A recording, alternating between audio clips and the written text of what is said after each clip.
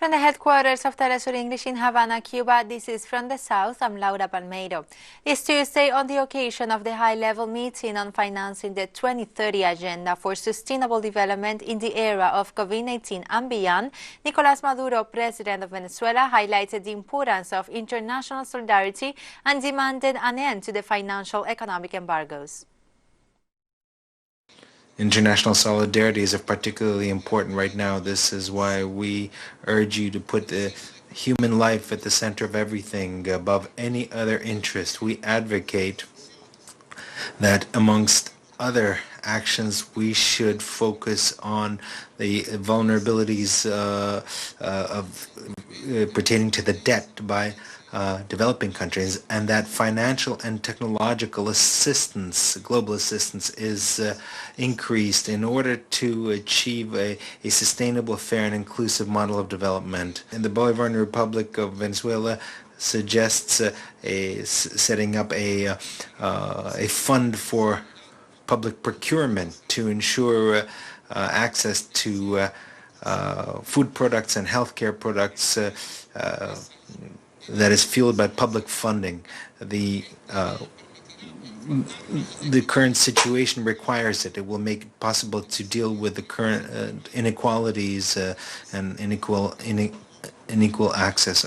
We also demand an end to the financial, economic, and other embargo and blockade against countries that only worsens the situation and further undermines the right to development. We urgently need to discuss the possibility of a forum for development financing for countries that are affected by unilateral coercive measures. This should be much more than simply a slogan of 2030 development agenda. The Liberty and Refundation Party in Honduras will take to the streets to demand the approval of an electoral reform. The government of President Juan Orlando Hernández leaves no other option but popular pressure. The party of former President Manuel Zelaya did not want to go to the extreme because the country's economy is broken, among other causes due to the huge theft of resources from the fight to COVID-19 emergencies. The biggest crime committed by the Hernández government lies in the call to primary elections of the political parties with what he called the census of fraud. An example of what can happen in the next elections are the 200,000 inconsistencies found in the National Registry of Persons.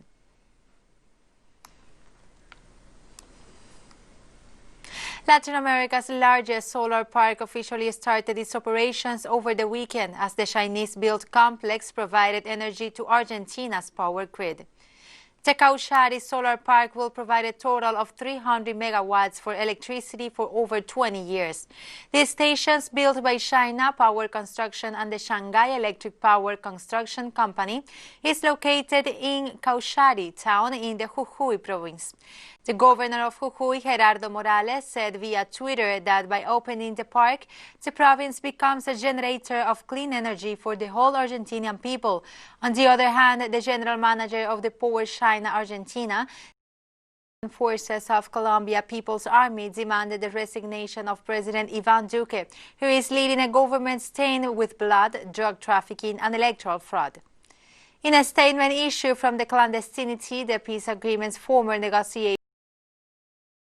Chief Iván Márquez condemned the systematic extermination of ex-combatants. With recent murders, the number of ex-guerrillas assassinated rises to 230 since the peace agreement signed in Havana in 2016. Ex-President Álvaro Uribe and his successor Duque imposed past decades of parliamentary violence as Colombia sought to inaugurate a new era of peace. The guerrillas has condemned. The Sao Paulo civilian police are executing on Tuesday search warrants at the Sao Paulo State Health Secretariat and Sao Paulo City Council as part of an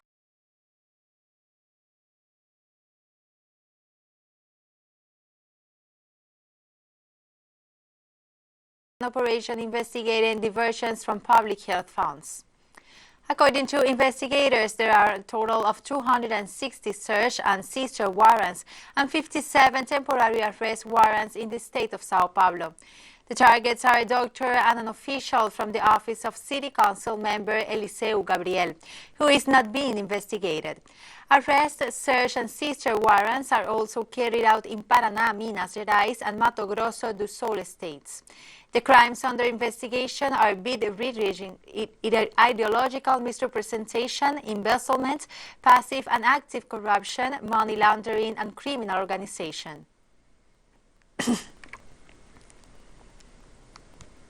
Peru's government was sued before the United Nations for the forced sterilizations of thousands of women under the government of Alberto Fujimori from 1996 to 2001. This is the first time that a complaint has been filed before the UN Committee on the Elimination of Discrimination Against Women to demand full reparation for the harm caused to the victims and their families. TeleSUR imposed the case of Maria Carvajal, who was forcibly sterilized by state agencies in Lima in 1996. She was sterilized through deceit, coercion, and the use of violence. The victims suffer illness, psychological and physical violence, discrimination and abandonment, which have prevented them from carrying out their life projects. Fujimori is serving the 25-year prison sentence he received in 2009 for the death and kidnapping of dozens of people during his government.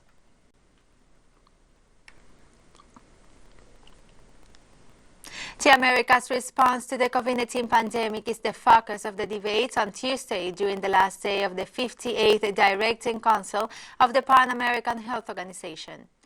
During the meeting, virtually for the first time, Health Minister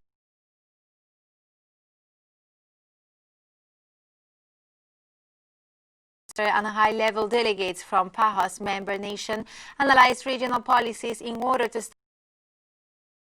Etienne also presented the 2020 annual report to the health authorities of the Americas, where the social, economic and health impacts of the pandemic and its far-reaching effects to achieve the national, sub-regional, regional and global health goals are described.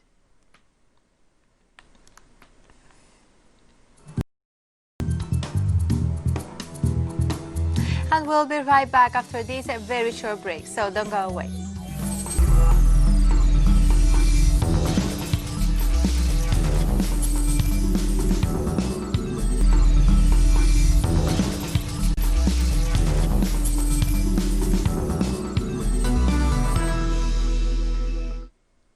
Welcome back to From the South. On Tuesday, the first cruise ship to sail to Greece since coronavirus lockdown docked at the port of Piraeus after a dozen crew members were reported positive for the virus. The Maltese-flagged main ship 6, operated by German travel giant TUI, is carrying over 900 passengers and more than 600 crew.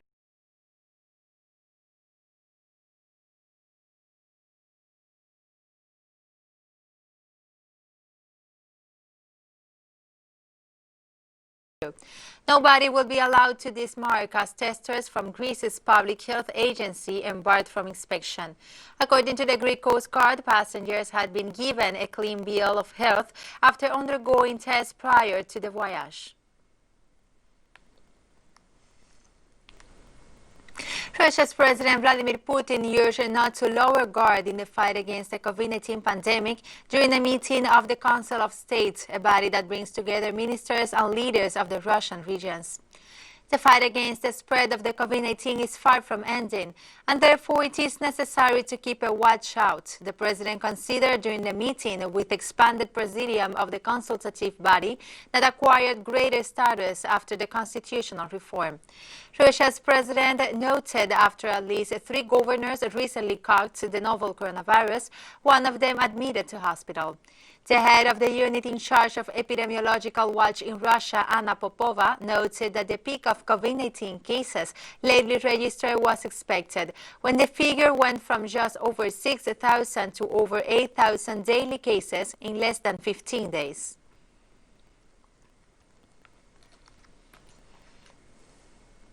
The loss of revenue linked to the economic situation and the expenditure linked to the protection of the French people during the crisis have led to a deficit of more than 40 billion euros for the year 2020. French Health Minister Olivier Véran told the press during the presentation of the draft law in the financing of Social Security for 2021. From the beginning of the epidemic until today, because I remind you, we are not out of the woods and we are once again on a wake of arms, the government's choice was to accompany the French and leave no one by the side of the road. The measures that have been put in place, the details of which I will not go back over, are extremely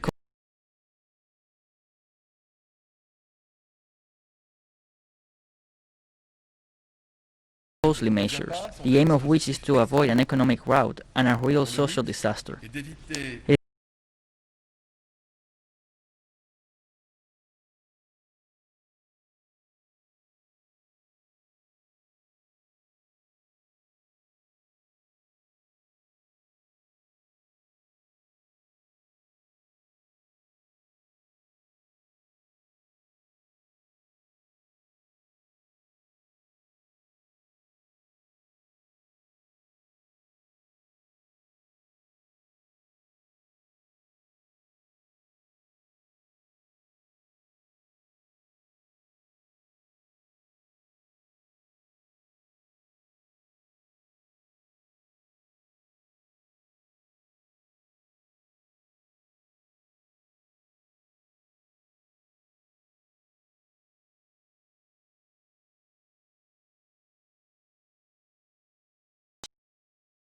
President Vladimir Putin, expressing his determination to resolve a territorial dispute and conclude a peace treaty with Russia, formally ending their hostilities in World War II.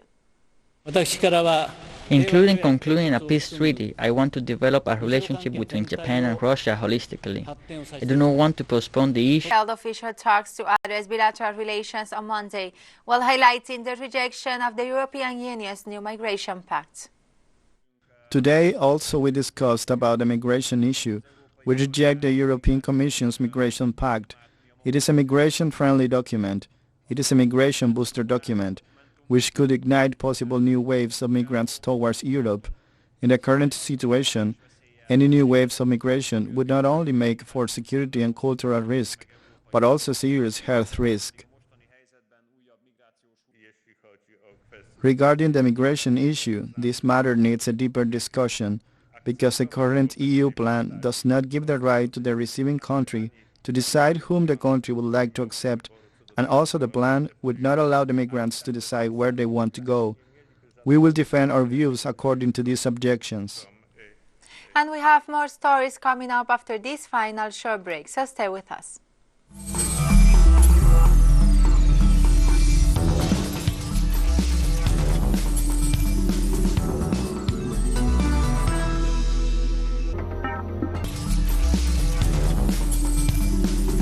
From the south. On Tuesday, Kuwait's 91-year-old ruler, Sheikh Sabah al-Hamad al-Haber al-Sabah, known as Peacemaker, has died. Born in 1929, Sheikh Sabah is widely regarded as the architect of modern Kuwait's foreign policy, having served as foreign minister for nearly 40 years. He became Kuwait's emir in January 2006 after the death of Sheikh Haber al-Sabah. Sheikh al-Sabah had pushed for diplomacy to solve regional issues, such as the continuing boycott of Qatar by 4 Arab nations. The emir hosted a summit in 2018 that saw $30 billion pledged to help rebuild Iraq after the war against the armed group ISIS.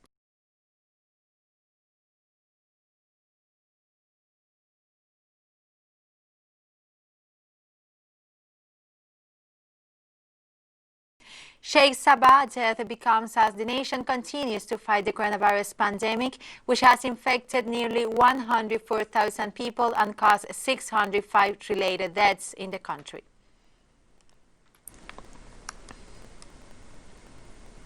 Azerbaijani and Armenian forces claim to have inflicted heavy losses as fighting raged for a third day over the Nagorny Karabakh region. Urgent calls from world leaders for a halt to the fierce clashes that erupted on Sunday have gone unheeded by both sides, who have been locked for decades in a territorial dispute over Karabakh. The UN Security Council is scheduled to meet Tuesday for emergency talks on the military escalation that has caused nearly 100 confirmed deaths in recent days. The Defense Ministry in Yerevan said Azerbaijan's military had suffered major losses since the clashes erupted, with nearly 50 drones and 4 helicopters downed and 80 tanks destroyed. Defense officials in Azerbaijan's capital Baku in turn dismissed claims by separatist fighters that the Armenian-backed troops had regained control of territory in the Karabakh lost in fights on Sunday.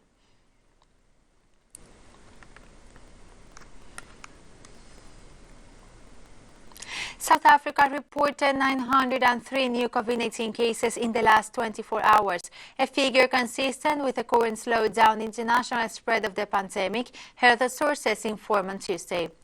Health Minister Zweli Mkhize said in his daily report that the country has a total of over 600,000 COVID-19 cases since March. According to the text, the number of active patients with the disease is over 50,000. In the statement, Mkhize also states that some 188 people died of COVID-19 during the last 24 hours, taking the toll to over 16,000. Meanwhile, the recovery rate is 90%. 6 months since the coronavirus pandemic upended the global airline industry, Ethiopian Airlines is facing a heavy toll, more than 1 billion in lost revenue and 850 infected employees. Jet Wolde Graham, CEO of the state-owned airline and jewel of Ethiopia's economy, maintains the situation would have been far worse if it had not rapidly adapted to a 90% drop in international passenger traffic.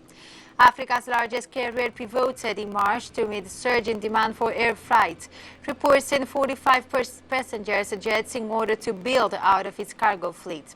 So far, Ethiopia has avoided seeking a bailout, laying off any full-time employees, or requesting deferrals of debt payments.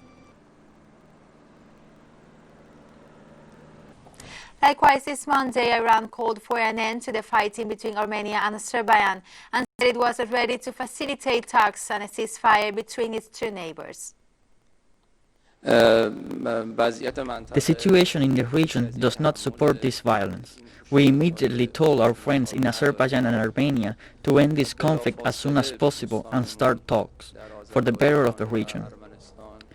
We believe that an immediate ceasefire, the cessation of hostilities and the opening of bilateral talks is the only final solution to this issue. Iran's policy has not changed.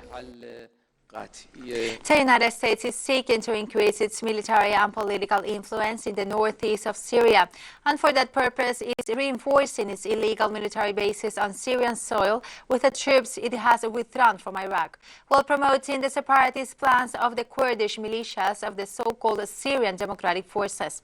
Our correspondent Hisham Wanes brings us the details. U.S. Special Envoy for Syria, James Refry, recently met with Kurdish militias in areas under their control in northeast Syria. During the meeting, he demanded that they unite their ranks under a single command and stop the sale of oil and wheat to the Syrian government. Through this step, Washington intends to activate the so-called TeleSUR Act, stop Russian attempts to relaunch the dialogue between Damascus and Kurdish forces, and boost its divisive plans against the Arab nation, according to experts. The U.S. strategy is based on the use of local force that serve its interests and confront the popular force contrary to its colonialist plans.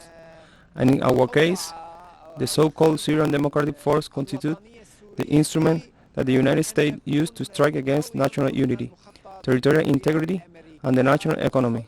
And unfortunately, this force acts in an opportune manner in the service of the plans of U.S. imperialists, which fulfill this unopportune role. At the same time, Washington reinforces its illegal military bases on Syrian soil with the installation of new radars, the increase of its escort and reconnaissance flights, the shipment of Bradley-type combat vehicles, and the introduction from neighboring Iraq of troops on trucks loaded with weapons, ammunition, and war material. Meanwhile, U.S. tankers are moving stolen Syrian oil in the opposite direction. The northeastern region of Al Jazeera, Syria is occupied by the terrorist organization of the so-called Democratic Syrian Force that commit terrorist acts against the civilian population and loot Syrian oil, and they do it with the support of invading troops of the United States, which are currently reinforcing their illegal military bases at the service of their interests, and in a way that evidences the falseness of President Trump's declaration last year about his intention to withdraw his troops from our country. In response, the Syrian Arab Army and its Russian ally have reinforced their military positions in the northeastern province of Al-Hasaka and adjacent cities. In turn, popular resistance against U.S. troops and their Kurdish mercenaries has intensified. The Syrian government and citizens describe the U.S. forces as occupiers and ratify their determination to continue the struggle until they are expelled from Syrian soil. And we have come to the end of this news brief. But remember, you can find these and many other stories on our website at telesurenglish.net. You can also join us on social media, Facebook, Twitter, and Instagram. For TeleSUR English, I'm Laura Palmeiro. Thank you for watching.